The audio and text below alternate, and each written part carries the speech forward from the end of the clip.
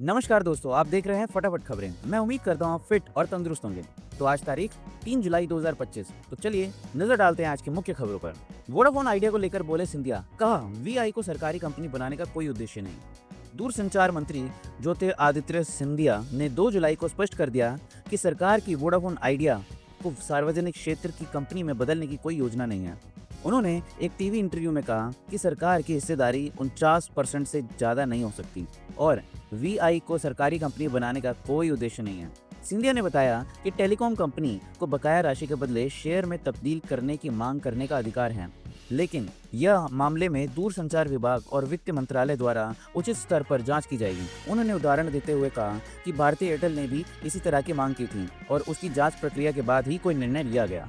Maruti Suzuki की बिक्री में जून में 6% घटकर 1.68 लाख इकाई पर। घरेलू वाहन कंपनी मारुति सुजुकी इंडिया की कुल बिक्री जून महीने में सालाना आधार पर 6% घटकर 1,67,993 इकाई रही। देश की सबसे बड़ी कार निर्माता कंपनी ने बीते साल जून में कुल 1,79,228 वाहन बेचे। मारुति सुजुकी इंडिया ने मंगलवार को बयान में कहा कि डीलर को भेजे गए कुल घरेलू यात्री वाहन पिछले महीने 13% घटकर 1,18,906 इकाई रहे, जबकि एक साल पहले इसी महीने में यह आंकड़ा 1,37,160 इकाई था। शराब, बियर, तंबाकू और लग्जरी कारें, नए जीएसटी बदलाव में इन चीजों पर पड़ेगा असर।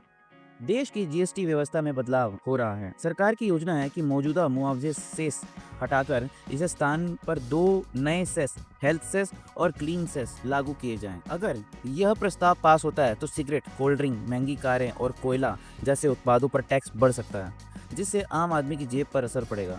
हेल्थ सेस उन वस्तुओं पर लगाया जाएगा जो स्वास्थ्य के लिए हानिकारक मानी जाती हैं, जैसे तंबाकू, सिगरेट और शुगर युक्त कोल्ड ड्रिंक। ये वस्तुएं ही पहले से ही जीएसटी के 28% टैक्स स्लैब में आती हैं। अब इनके ऊपर अतिरिक्त हेल्थ सेस लगाया जाएगा ताकि लोग इनसे दूरी बनाए रखें और सरकार को अतिरिक्त राजस्व भी मिले। क्लीन एनर्जी सेस महंगी गाड़ियों और कोयले जैसे प्रदूषण फैलने वाले ईंधन पर लगाया जाएगा। इसका मकसद स्वच्छ और पर्यावरण के अनुकूल ऊर्जा को बढ़ावा देना है। यह कदम प्रधानमंत्री नरेंद्र मोदी की हरित भारत योजना से जुड़ा है। इससे इलेक्ट्रिक वाहन और कम प्रदूषण वाले विकल्पों को बढ़ावा मिलेगा। भारत के समुद्र में बड़ी ताकत, भारतीय नेवी में बेड़े में शामिल हुआ आईएनएस तमाल। भारतीय नौसेना ने 1 जुलाई 2025 को रूस के कालिनिनग्राद स्थित यंतार शिपयार्ड में एक और ताकतवर stealth guided missile frigate INS Tamal F-71 को अपने बेड़े में शामिल कर लिया। यह बहुउद्देशीय युद्धपोत प्रोजेक्ट 1135 यानी तलवार श्रेणी का 8वां जहाज है और तुशील क्लास का दूसरा फ्रिगेट है। आईएनएस तमाल की खास बात यह है कि भारतीय नौसेना में शामिल होने वाला आखिरी विदेशी निर्मित प्रमुख युद्धपोत है, जो अब आत्मनिर्भर भारत के तहत पूरी तरह से स्वदेशी निर्माण की दिशा में बढ़ते कदम को दर्शाता है। आईएनएस तमाल 26% स्वदेशी उपकरण लगे हैं, जिनमें प्रमुख रूप से ब्रह्मोस सुपरसोनिक क्रूज मिसाइल और हमसा एनजी सोनर प्रणाली शामिल है। इस श्रेणी के अगले 2 युद्धपोत भारत में ही बने जाएंगे, जिससे भारत रूस रक्षा साझेदारी और तकनीकी सहयोग को नई ऊर्जा मिलेगी। एक बार फिर एयर इंडिया की फ्लाइट में मचा हाहाकार। टेक ऑफ के बाद हवा से 900 फीट नीचे गिरा विमान जा रहा प्लेन। अहमदाबाद में हुए भीषण विमान हादसे के कुछ ही दिनों बाद एयर इंडिया की एक और फ्लाइट में मिड एयर अलर्ट की स्थिति बन गई। जानकारी के मुताबिक दिल्ली में वियना जा रही एयर इंडिया की फ्लाइट AI-187 टेक ऑफ के तुरंत बाद हवा में अचानक करीब 900 फीट नीचे गिर गई। यह घटना 14 जून को 2:56 को हुई, जब बोइंग 777 विमान के इंदिरा गांधी इंटरनेशनल हवाई अड्डे दिल्ली से उड़ान भरी। हालांकि रात की बात यह रही कि विमान सुरक्षित तरीके से वियना में लैंड कर गया। फ्लाइट की कुल अवधि 9 घंटे 8 मिनट रही। एयर इंडिया के प्रवक्ता ने मंगलवार को बताया कि इस घटना की जांच जारी है और दोनों पायलटों को फिलहाल ग्राउंड कर दिया गया है। जांच रिपोर्ट से साफ होगा कि 900 फीट की यह गिरावट तकनीकी खराबी थी या मानवीय चूक। 15 साल का टैक्स दिया और चलेगी सिर्फ 10 साल। दिल्ली में पुरानी कारों को लेकर छिड़ी बहस। दिल्ली सरकार ने पुराने वाहनों पर सख्ती दिखाई है। सरकार ने 15 साल से पुराने पेट्रोल और 10 साल से पुराने डीजल वाहनों को पेट्रोल पंप पर ईंधन भरने के रोक दिया है। यह नियम ANPR automatic number plate recognition कैमरों की मदद से लागू किया जा रहा है। इसका मकसद शहर में बढ़ते प्रदूषण को कम करना है। इस नियम के कारण कई लोगों में नाराजगी है। लोग सोशल मीडिया पर सरकार के इस फैसले की आलोचना भी कर रहे हैं उनका कहना है कि जब रोड टैक्स 15 साल के लिए भरा जाता है तो डीजल वाहनों को 10 साल में ही क्यों बंद कर दिया जा रहा है। सुप्रीम कोर्ट ने दिल्ली जल बोर्ड को दूषित पानी की आपूर्ति वाले क्षेत्रों का निरीक्षण करने का दिया निर्देश।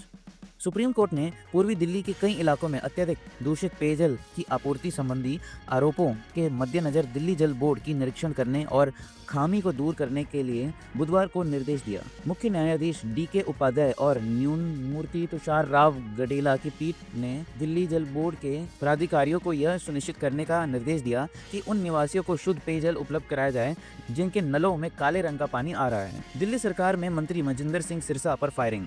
पुलिस ने पूरे मामले में सब कुछ बता दिया। दिल्ली सरकार में मंत्री मजिंदर सिंह सिरसा पर फायरिंग होने के बाद से हड़कंप मचा हुआ है। हालांकि दिल्ली पुलिस ने मामले की जांच करके सच्चाई का खुलासा कर दिया और मंत्री पर गोली चलने की बात को फर्जी अफवाह करार दिया। लेकिन मंत्री पर हमला होने की बात से पुलिस और दिल्ली प्रशासन के अधिकारियों के हाथ पैर जरूर फूल गए थे, लेकिन खुद मजिंदर सिंह सिरसा ने हमला होने की बात से इनकार कर दिया। दिल्ली पुलिस ने यह भी वेरीफाई करते हुए बताया कि मजिंदर सिरसा एक फैक्ट्री में विजिट करने के लिए गए थे। वहां एक सिलाई मशीन का पार्ट पड़ा हुआ था जिसे किसी ने कारतूस समझकर मंत्री सिरसा पर गोली चलने की बात कह दी, लेकिन पुलिस की जांच में गोली चलने की बात अफवाह निकली। मंत्री पर हमला नहीं हुआ, गोली नहीं चली। छोटी सी किराना दुकान का 70 लाख प्रॉफिट। वायरल पोस्ट ने सोशल मीडिया पर मचाया हड़कंप। रेडिट के स्टार्टअप इंडिया सब रेडिट पर एक यूजर ने लिखा कि यह दुकान मुख्य सड़क पर स्थित है और दुकान मालिक चावल, दाल व अन्य घरेलू सामान बेचते हैं। यूजर ने बताया कि उसके चचेरे भाई का दोस्त उसी दुकान का मालिक का बेटा है जिसने यह जानकारी साझा की। उसके पिता साल में 70 लाख रुपए का प्रॉफिट कमा लेते हैं। यूजर ने यह भी माना कि पहले सोचता था कि ऑनलाइन शॉपिंग के युग में जैसे जेप्टो और इंस्टामार्ट की मौजूदगी में किराना दुकानों का बिजनेस कम हो गया होगा, लेकिन वह हैरान है कि पारंपरिक छोटे कारोबार भी भारी मुनाफा कमा रहे हैं। सेविंग्स अकाउंट में मिनिमम बैलेंस रखने का झंझट खत्म। PNB ने ग्राहकों को दी बड़ी खुशखबरी। पंजाब नेशनल बैंक ने अपने अकाउंट होल्डर्स के लिए बड़ा ऐलान किया। बैंकों ने कहा कि अब बचत खातों में मिनिमम एवरेज बैलेंस न मेंटेन करने पर कोई जुर्माना नहीं वसूला जाएगा। बैंक के इस फैसले से अकाउंट में मिनिमम बैलेंस रखने की चिंता से लोगों को राहत मिलेगी। बैंक का यह नियम 1 जुलाई 2025 से लागू हो गया है। इससे खासतौर महिलाओं, किसानों और निम्न आय वाले परिवारों को मदद मिलेगी। पिछले महीने कैनरा बैंक ने भी जून के महीने से अपने सभी अकाउंट पर एवरेज मंथली बैलेंस मेंटेन करने की जरूरत को हटा दिया। बैंक इसलिए अपने अकाउंट में मिनिमम एवरेज बैलेंस मेंटेन करने के लिए कहती ताकि अपने ऑपरेशनल खर्चों को पूरा किया जा सके और ग्राहकों को तरह तरह की सर्विसेज जैसे कि ऑनलाइन बैंकिंग, ATM, ब्रांच वगैरह का खर्चा उठा सकें। कई बार मिनिमम बैलेंस मेंटेन करने पर ग्राहक को अधिक interest rate, free ATM transaction जैसी सुविधाएं भी देती हैं। तो ऐसे ही खबरों के लिए हमारे साथ जुड़े रहें। हमारे चैनल को सब्सक्राइब कीजिए, वीडियो को लाइक कीजिए और हाँ, अपने दोस्तों को शेयर भी कीजिएगा। धन्यवाद।